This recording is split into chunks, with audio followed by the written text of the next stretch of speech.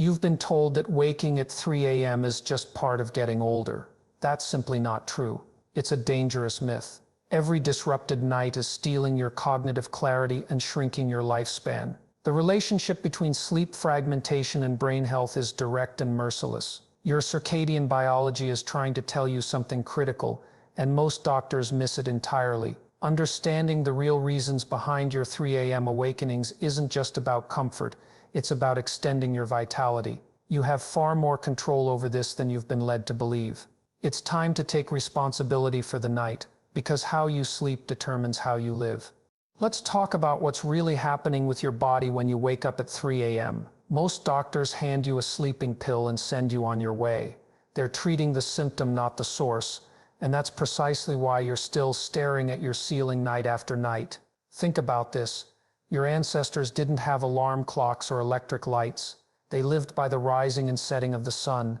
Their bodies knew exactly when to sleep and when to wake. Your body still carries that ancient wisdom, but modern life has thrown it into chaos.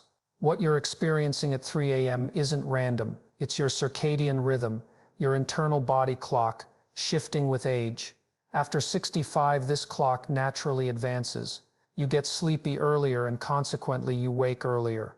This isn't a malfunction, it's a biological reality. Your body is following patterns etched into your DNA over thousands of years. Carl Jung once described the hours between 3 and 4 a.m. as the hour of the wolf. When the veil between the conscious and unconscious is thinnest, there's wisdom in that observation. Your brain chemistry changes dramatically at this hour. Cortisol, your stress hormone, begins its daily rise, preparing your body to face the day.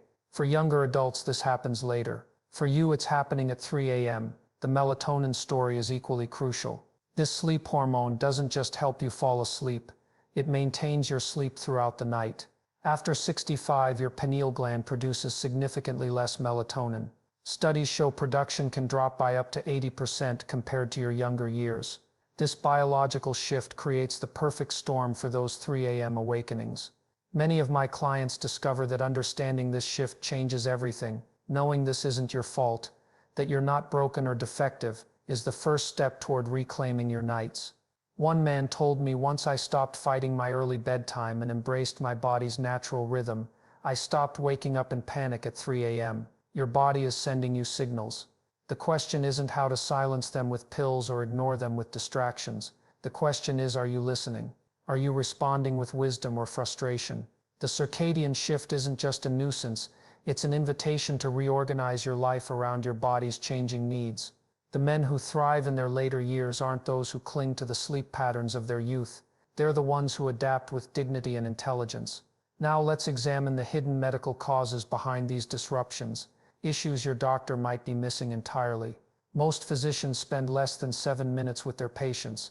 That's barely enough time to scratch the surface of complex sleep problems. But I'm going to tell you what they should be telling you. Sleep apnea affects nearly 40% of men over 65, though most cases go undiagnosed. Think about that. Nearly half of you are literally stopping breathing dozens, sometimes hundreds of times each night. Your brain, sensing imminent suffocation, jolts you awake just enough to resume breathing. You might not even remember these micro-awakenings, but they shatter your deep sleep cycles. I spoke with a retired engineer named Robert who complained of inexplicable 3 a.m. wakings for years. His wife noticed his snoring had become erratic with frightening pauses. A sleep study revealed severe apnea. His breathing stopped 47 times per hour. The CPAP machine wasn't comfortable at first, he told me, but after adjusting to it, I slept through the night for the first time in a decade. Your medication cabinet might be another culprit. Beta blockers for heart conditions, certain antidepressants, corticosteroids, and even some statins are known sleep disruptors. These medications interfere with your rapid eye movement sleep, the phase where dreaming occurs. When REM sleep is compromised, you experience more frequent nighttime awakenings. What's particularly insidious is that many doctors prescribe these medications without warning you about their effects on sleep. And when you complain about insomnia, they prescribe yet another pill, creating a cascading effect of pharmaceutical interference with your natural sleep architecture. The inflammation connection is perhaps the most overlooked factor. Chronic low-grade inflammation increases dramatically with age and creates a perfect storm for sleep disruption. This isn't just about arthritis pain waking you up. The inflammatory cytokines in your bloodstream directly interfere with your brain's sleep-regulating centers. One study found that men with elevated inflammatory markers were 3 times more likely to report fragmented sleep. This creates a vicious cycle. Poor sleep increases inflammation, and inflammation destroys sleep quality. Breaking this cycle requires more than just treating symptoms. A client of mine, a 72-year-old former business executive, discovered his nighttime awakenings diminished significantly after adopting an anti-inflammatory diet and adding specific supplements. "My doctor never once mentioned inflammation when I complained about waking up at 3 a.m., he said. Addressing it changed everything. The medical establishment tends to normalize sleep problems in older adults. What do you expect at your age, they say. This is intellectual laziness and therapeutic nihilism. There's nothing normal about fragmented sleep at any age. Your body was designed to repair itself during deep sleep, regardless of your years on this planet." Let's explore now how your psychological state influences these early morning awakenings, because what's happening in your mind at 3 a.m. is just as important as what's happening in your body. There's a reason why ancient traditions across cultures recognize the hours between 2 a.m. and 4 a.m. as spiritually significant. It's when our psychological defenses are at their lowest. When you spent decades of your life waking up at 6 a.m. to commute to work, your entire psychological framework was built around this temporal structure. Your identity was partially defined by this rhythm. Then retirement comes, and suddenly that scaffolding is removed. Your brain no longer has these fixed time anchors to organize your consciousness around. I remember speaking with Michael, a retired airline pilot, who told me, "For 35 years my life was dictated by flight schedules. When I retired, I felt untethered from time itself." He found himself consistently waking at 3 a.m., his mind racing with thoughts that seemed absent during daylight hours. This wasn't coincidence. It was his psyche searching for meaning in a new temporal reality. Jung called 3 a.m. the hour of the wolf for good reason. It's when our cognitive controls loosen and our existential concerns rise to the surface. Questions you can easily dismiss during daylight hours become unavoidable in that darkened bedroom. What's my purpose now? Have I lived meaningfully? What legacy am I leaving? Your conscious mind may be focused on the inconvenience of being awake, but your unconscious is grappling with much deeper issues. This is why simple sedatives fail to address the problem. They might knock you out, but they don't resolve the underlying psychological tension. The relationship between daytime purpose and nighttime rest is profoundly underappreciated. When you lack meaningful engagement during your waking hours, your sleeping brain has no reason to efficiently process the day's experiences. Studies of retired men show that those with structured, purposeful daily activities report 60% fewer sleep disturbances than those without clear purpose. James, a 68-year-old former accountant, told me how volunteering at a local school 3 days a week transformed his sleep. "When I'm using my mind to help those kids with math, I sleep like a rock. The nights after days when I have nothing planned are when I find myself wide awake at 3 a.m. What's happening here isn't mystical, it's neurological. Your brain consolidates memories during deep sleep, but it prioritizes experiences tagged as important or meaningful. Without those significant daytime experiences, your sleep architecture becomes fragmented and shallow. Many men resist acknowledging the psychological dimension of their sleep problems. They want a purely physical explanation and solution. But your mind and body aren't separate entities, they're integrated systems constantly influencing each other. Ignoring the psychological aspect of sleep is like trying to understand a river while refusing to acknowledge its source. Now let's examine how your immediate environment and daily habits might be programming your brain for these 3 a.m. awakenings, because the solution often lies in the details of your everyday life. These seemingly minor factors create the conditions for either restful sleep or fragmented nights. Your bedroom has likely evolved over decades without much conscious thought about its impact on sleep quality. The mattress you've had for 15 years, the lighting arrangements, even the color of your walls, all of these influence your sleep architecture more than you realize. But there's something particularly insidious about our modern bedrooms. They've become entertainment centers rather than sanctuaries. I spoke with David, a 73-year-old who complained of chronic 3 a.m. awakenings. When I asked about his bedroom setup, He proudly described his new 55-inch television and how he falls asleep watching the news. What he didn't realize was that the blue light from this screen was decimating his melatonin production, and the anxiety-inducing content was programming his brain for alertness at precisely the wrong time. The human brain hasn't evolved to process world events, stock market updates, and political debates right before sleep. Yet that's exactly what millions of men subject themselves to every night. You wouldn't pour caffeine into your body before bed, but you're doing something equally stimulating to your brain with these habits. Your evening routine is essentially a set of instructions you're giving to your nervous system. When you check email at 10 p.m., watch stimulating content until 11, then expect your brain to shut down on command, you're setting yourself up for failure. Your brain doesn't have an on-off switch.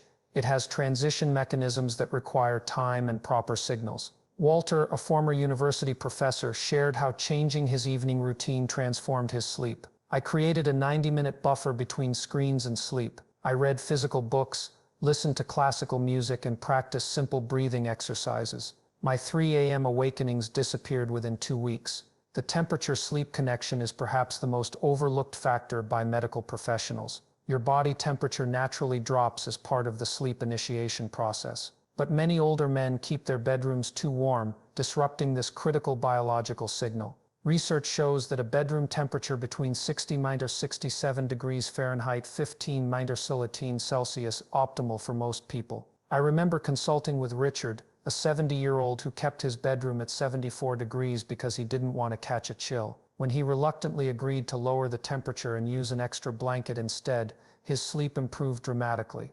I had no idea temperature mattered that much, he told me. No doctor ever mentioned it. The connection between daytime light exposure and nighttime sleep is equally critical. Many senior men spend their days in dimly lit homes, then wonder why their circadian rhythm is confused. Your brain needs the contrast between bright daylight and evening darkness to properly regulate sleep hormones. Charles, an 82-year-old who rarely left his apartment, started taking 30-minute morning walks after learning about this light-dark cycle. The change was remarkable, he said. Getting that morning sunlight seemed to reset my internal clock. The 3 a.m. wakings became less frequent, then stopped altogether. Now let's explore the practical solutions that can help you reclaim your nights and transform your relationship with sleep. Because knowledge without action changes nothing. You don't need to accept fragmented sleep as your fate. What you need is a strategic approach that addresses the real root causes. Restructuring your day for circadian alignment means working with your biology, not against it. This starts with embracing your body's natural tendency toward earlier sleep and wake times. Fighting against this shift is futile. Instead, create a schedule that honors it. If your body naturally wants to sleep at 9 p.m. and wake at 5 a.m., then build your life around these hours, rather than forcing yourself into patterns that worked in your 40s. I worked with Harold, a 71-year-old who insisted on staying up until 11 p.m. because that's what he'd always done. He'd wake at 3 a.m., frustrated and exhausted. When he finally agreed to shift his bedtime to 9:30 p.m., everything changed. I felt like I was giving in to old age by going to bed so early, he admitted. But now I wake naturally at 5:30. Feeling refreshed for the first time in years. The counterintuitive approach to handling middle-of-night awakenings is perhaps the most powerful tool in your arsenal. When you wake at 3 a.m., your instinct is to try harder to sleep, concentrating intensely, checking the clock repeatedly, calculating how many hours remain before morning. This creates a stress response that guarantees continued wakefulness. Instead, practice paradoxical intention. If you wake up, don't fight it. Get out of bed if you're not back asleep within 20 minutes. Move to another room with dim lighting. Read something mildly interesting but not overly stimulating. Listen to a low-key audiobook. Only return to bed when you feel genuinely sleepy, not just because you think you should be sleeping. Thomas, a 76-year-old former judge, was initially skeptical of this approach. It seemed backward to get out of bed when my goal was to sleep, he said. But after trying it for 2 weeks, his perspective changed completely. When I stopped fighting the wakefulness and removed the pressure to sleep, my body naturally found its way back to rest much faster. Creating a personalized sleep restoration protocol requires honest assessment of your individual circumstances. No generic solution works for everyone. Begin by keeping a sleep journal for 2 weeks, noting bedtimes, wake times, middle-of-night disturbances, and daytime activities. Patterns will emerge that point toward your specific triggers. Robert, a 69-year-old with chronic 3 a.m. awakenings, discovered through his journal that alcohol was the common denominator. Even one glass of wine with dinner was fragmenting my sleep 6 hours later, he told me. No doctor had ever connected these dots for me. Your protocol might include timing shifts, environmental modifications, dietary changes, or specific relaxation techniques. The key is personalization and consistency. Half measures produce half results. This isn't about trying a new pillow or taking an occasional supplement. It's about fundamental restructuring of your relationship with sleep. William, an 84-year-old who had struggled with sleep for decades, committed fully to a personalized protocol. It wasn't easy changing habits I'd had for 50 years, he acknowledged. But after 3 weeks of consistent practice, I began sleeping through the night for the first time since my 60s. The improvement in my cognitive clarity and emotional stability has been nothing short of remarkable. Remember that reclaiming your sleep is not just about comfort, it's about cognitive protection, emotional regulation, and ultimately extending your vital years. Sleep is the foundation upon which every other aspect of health is built. Treat it with the seriousness it deserves. Your sleep isn't merely about rest. It's about how you honor the biological machinery that carries your consciousness through this world. The man who takes responsibility for his sleep takes responsibility for his mind, his potential, his very existence. This isn't optional at your age, it's existential. Continued surrender to disrupted nights isn't just uncomfortable, it's a slow descent into cognitive chaos. Every night you concede to fragmented sleep, you're trading away clarity, dignity, and time. But each night you reclaim through deliberate action builds the foundation for a life still rich with meaning. Ask yourself this: will you be the man who accepted diminishment as inevitable, or the man who stood at the threshold of his late years and refused to go quietly into biological decline? The choice remains yours, always.